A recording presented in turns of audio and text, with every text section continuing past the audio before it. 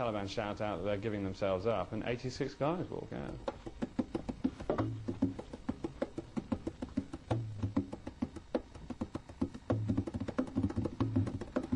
Somebody came charging in, one of Dostum's men, and he said, "There's an American in the hospital." We're at the hospital in Sheberghan, where they keep the wounded.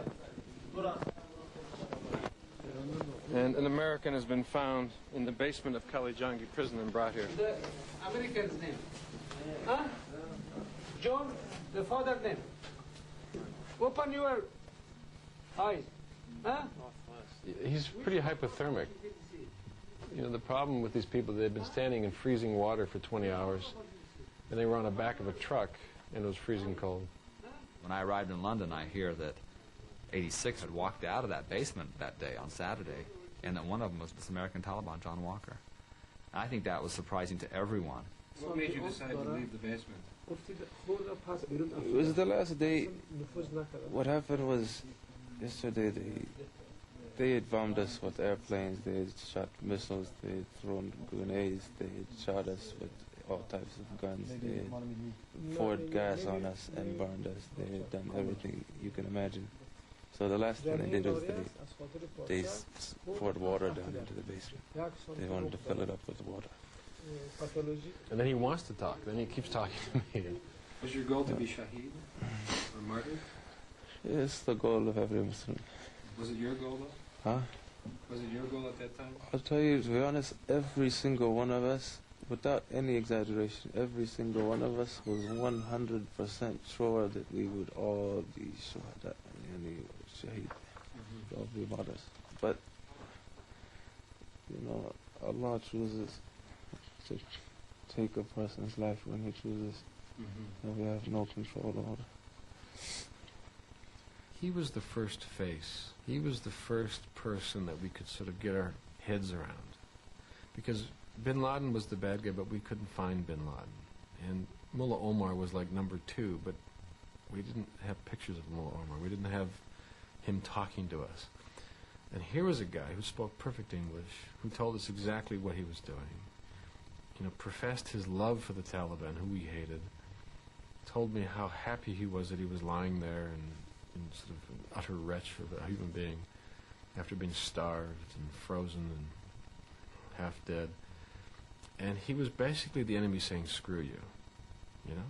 And he was an American at that. I mean, it's just, people's blood boiled. But what happened was, we spent the night under the basement, then they let us out one by one.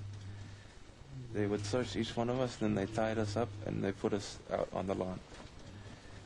So, as they were taking us one by one, somehow they started fighting, starting with a grenade, then one of them grabbed a Kalashnikov from one of the Dustin army forces, and so the fighting began.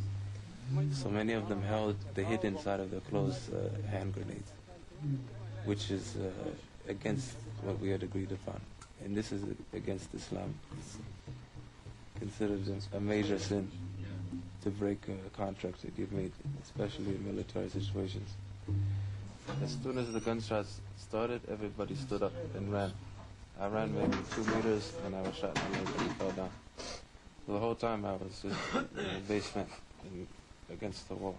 He went to study the Arab language in Yemen and was not well liked by his classmates. He then went off to try to get more sort of fundamentalist training, and they rejected him. And then he went to Pakistan to a madrasa, which is normally populated by little kids reciting the Quran. And here's this big goofy guy, you know, studying the Quran. He went to join the Taliban. The Taliban said, well, you don't speak our language, you're no use to us, so go to the Ansar brigades. He ends up being involved with Osama bin Laden and what we call the Al-Qaeda network. So the Arab section of the Ansar is funded by Osama bin Laden. Also, the training camp that the Arabs train in before they come to the front lines are funded by Osama bin Laden. And then gets turned in by his loyal Talib commanders and ends up in qala-e-jangi trying to surrender, but ending up being sort of victimized by all that violence. And now he's going to be sort of a show trial over here for being a traitor. And then we find out later that one of the reasons he left home was because his father separated from his mother. And the stories in the press are that his father moved in with another man. That was sort of what launched him on his little hijira. Was this what you thought it would be? Was this the right cause or the right It's place? exactly what I thought it would be. You're an American citizen, right? Yeah. Well, right now you are a prisoner. All right. Of Okay. who? Do you understand why? Of who? Prisoner of the American government? Dos. Or just- Right now. All right. Right now you're a patient, Yeah. and the Americans are treating you. American doctors. Thank you. Okay. We will move him to where we are staying tonight. Mazar Sharif was not the proudest heir to the Americans in this war. That was absolutely wrong. They lost a man and they called the bomb strike on themselves, basically. And then they found this guy. The battle was such a story, and that was totally eclipsed by the story of the two Americans. For the United States, anyway, it gave you a hero, Michael Spann, who dies in combat, the first KIA. And then you have John Walker, American Taliban. And then the tape surfaces of Spann actually trying to interrogate Walker, which is remarkable. And Walker is very uncommunicative. He says nothing to them. Any journalist who saw the tapes was just shocked at how bad they were at interviewing people. I mean, it's amateurish. You know, this is not CIA trained operatives. You know, this is amateur hour. And in a strange way, they sort of threatened him with death. The problem is he needs to decide if he wants to live or die, and die here.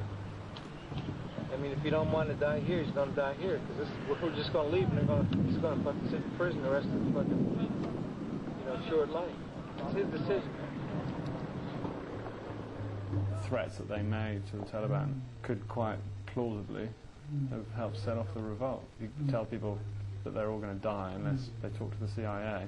Completely undermines what Dostum had said about guaranteed security and so on. We can only help those guys who want to talk to us. We can only get the Red Cross to help so many guys. If they don't talk to us, we can't. You know the people you're here, hey, look at me. You know the people that you're here working with are terrorists? They killed other Muslims. There were several hundred Muslims killed in the bombing in New York City. They didn't even know each other at that time, or that their fates would be so intertwined, and it would become, in many ways, the story of the war. That's right. You know, just one American was killed here, Mike Spann, as the Americans themselves confirmed. But there were more than 300 Afghans killed here, more than 300 Afghans killed. And I saw many of them by my own eyes. We were looking for an adventure, we were looking for a story. We had it all, we have it all.